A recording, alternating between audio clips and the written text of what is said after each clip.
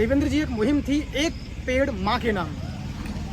तो आप अपने जीवन में खुद से भी कुछ मुहिम बनाए कि एक पेड़ मेरे दोस्त के नाम, एक पेड़ मेरे पिताजी के नाम, एक पेड़ मेरे भाई के नाम, मेरी माँ के नाम और मेरी बहन के नाम, मेरे गुरुजनों के नाम। नमस्कार दर्शकों, आप देख रहे हैं देवदर्शन न्यूज। इस वक्त हम मौजूद हैं राष्ट्रीय स्वयंसेवक संघ के विभाग कार्यालय में, जहां हमारे साथ मौजूद है शायर दीपक सिंह आज़ाद। इनसे बातचीत करते हैं और आज मैं आपको बता दूं कि आज दीपक सिंह आज़ाद का खास दिन है, जो कि एक जन्म दिवस है। आइए सबसे पहले तो इनको जन्म दिवस की बहुत बहुत हार्दिक शुभकामनाएं देते हैं और इनसे बातचीत करते हैं कि आज इन्होंने राष्ट्रीय स्वयंसेवक संघ के विभाग कार्यालय में एक वृक्षारोपण किया है। इसकी क्या खास वजह है?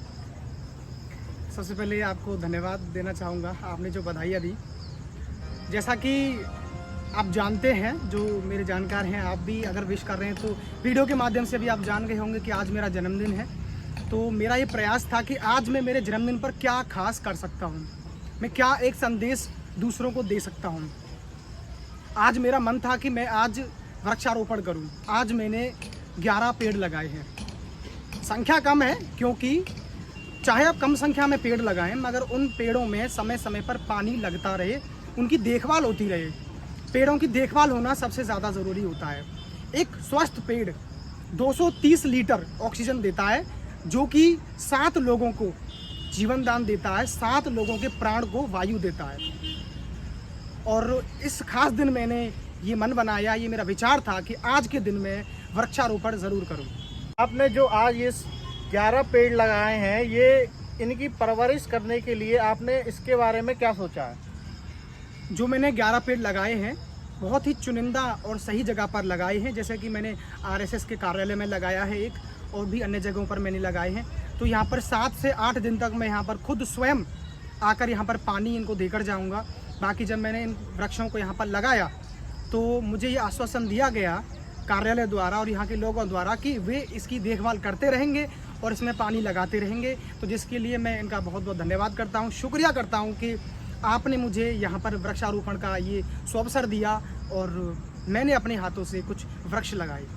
इन्होंने आज 11 पेड़ का वृक्षारोपण किया है, इससे आप क्या उद्देश्य? ये जन्मदिन जब हमारा होता है तो मैंने देखा है कि जो केक कटिंग होती है, उस वक्त उस केक को खाने के अलावा मुंह पर लगाना, उसको बिगाड़ना, बालों पे लगा देना, उसको वेस्ट कर देते हैं, जो कि बहुत महंगा होता है।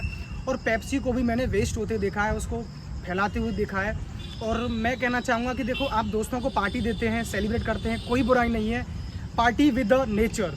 मैं कहता हूँ कि आप प्रकृति के साथ अपना जन्मदिन एक बार ज़रूर मनाएं। वो ज़्यादा कुछ आपसे नहीं मांगती और ना आप वहाँ पर कुछ वेस्ट करेंगे।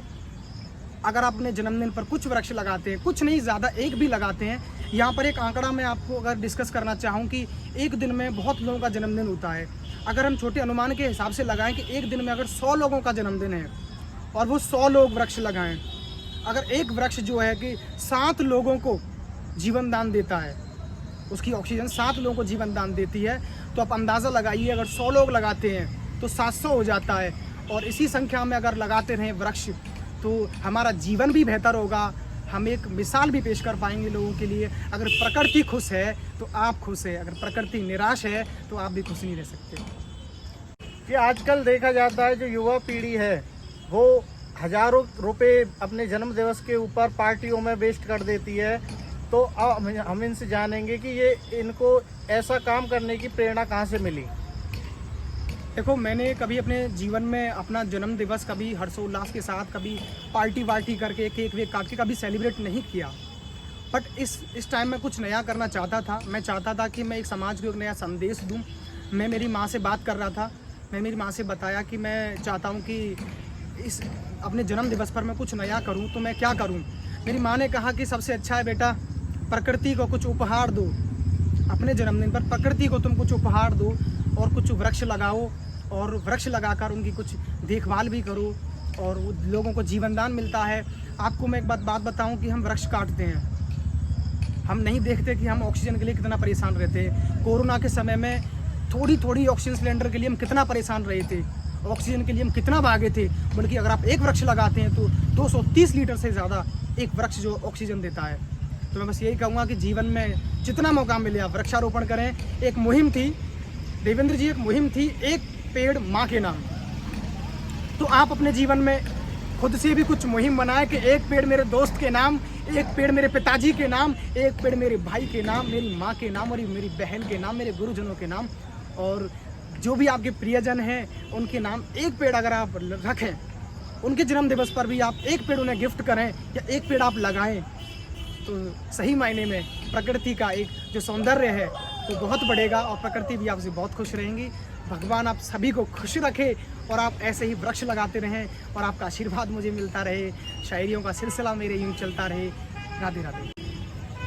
जी, हमारे साथ मौजूद रहे शायर दीपक सिंह आज़ाद, जिन्होंने आज 11 पेड़ का वृक्षारोपण किया है और इन्हीं में से एक वृक्ष जो राष्ट्रीय स्वयंसेवक संघ के विभाग कार्यालय में जो कि एक जामुन का फलदार पेड़ लगाया है। इन्होंने आज वृक्ष लगाए हैं और वृक्ष लगाने से इन्होंने एक संदेश दिया है कि आगे जो तापमान है उसको हम कैसे संतुलित में बनाए रखें। देवदर्शन न्यूज़ के लिए अपने सहयोगी के साथ मैं देवेंद्र शर्मा।